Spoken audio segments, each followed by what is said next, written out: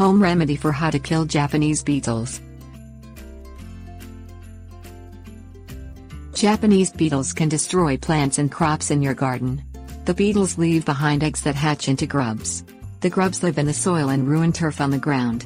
Killing the Japanese beetles with chemicals may harm the environment, and some commercial traps attract more beetles to the garden.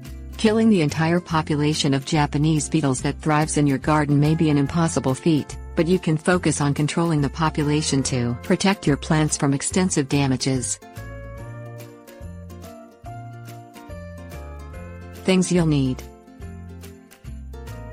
garden gloves, bucket, liquid dishwashing soap, sugar, 1 gallon milk jug, 1 package yeast, banana, castor bean plant, milky spore. Wear gloves to protect your hands from the Japanese beetles.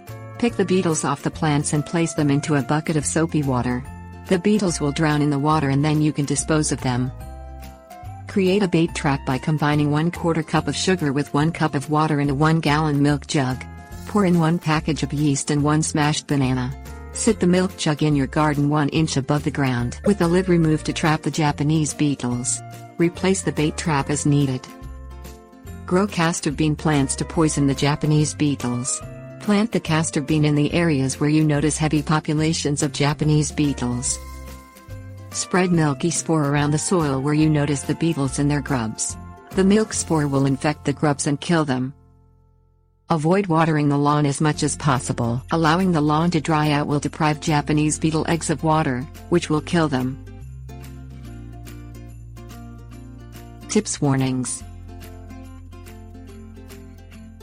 Dislodge Japanese beetles from plants by spraying them with a strong stream of water from a garden hose.